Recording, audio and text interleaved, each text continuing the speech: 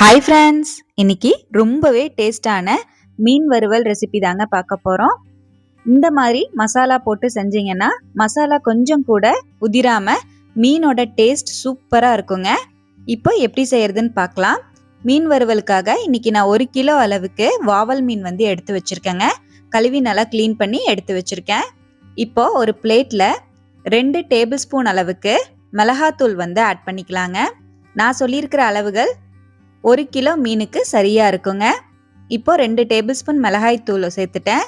இதோடவே 1.5 table spoon அளவுக்கு கொத்தமல்லி தூள் ஆட் பண்ணிக்கலாங்க. 1/2 டீஸ்பூன் அளவுக்கு மஞ்சள் பொடி சேர்த்துக்கலாம்.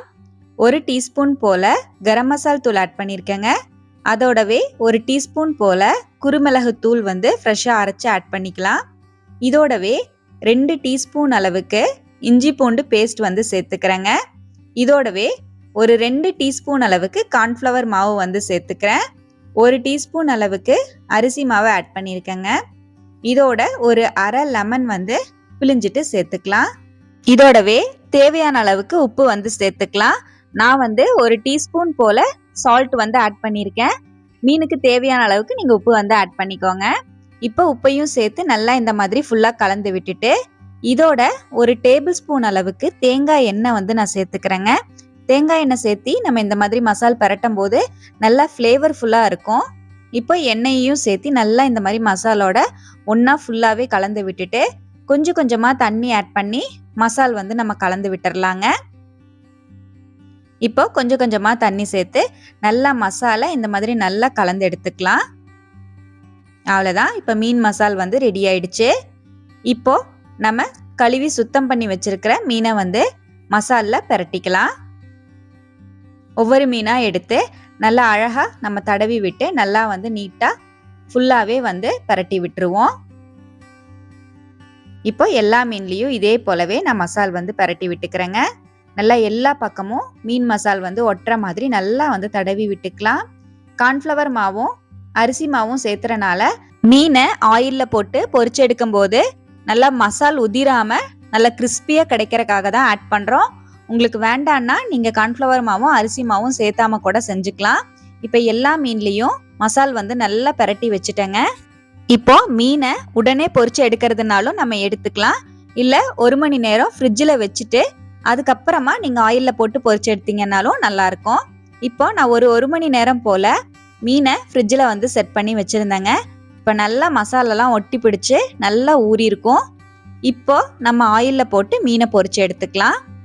இப்போ ஒரு சின்ன பேன்ல ஆயில் சேர்த்துருக்கேங்க. நான் தேங்காய் எண்ணெய் தான் ஆட் பண்ணியிருக்கேன். தேங்காய் எண்ணெயில் மீன் பொரிச்சு எடுக்கும்போது ரொம்பவே டேஸ்டாக இருக்கும். இப்போ ஆயில் நல்லா சூடாகவே இருக்கு. மீனை ஒவ்வொரு மீனாக சேர்த்து நல்லா பொரிச்சு எடுத்துக்கலாங்க. இப்போ மீனை எண்ணெயில் நல்லா சேர்த்துட்டு ஒரு 2 நிமிஷம் அப்படியே விட்டுட்டு மெதுவாக திருப்பி போட்டுக்கலாம்.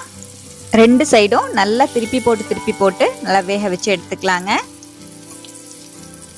இப்போ மீன் நல்லாவே பொரிய ஆரம்பிச்சிருச்சு. அவ்வளோதான். இப்போ பாருங்கள், மீன் நல்லா ஃப்ரை ஆகிடுச்சு. வெளியே எடுத்துருவோம். நல்லா சூப்பராக நம்மளோட ஃபிஷ் ஃப்ரை ரெடி ஆகிடுச்சுங்க. இதே போலவே மீதி இருக்கிற மீனையும் நம்ம பொரிச்சு எடுத்துக்குவோம்.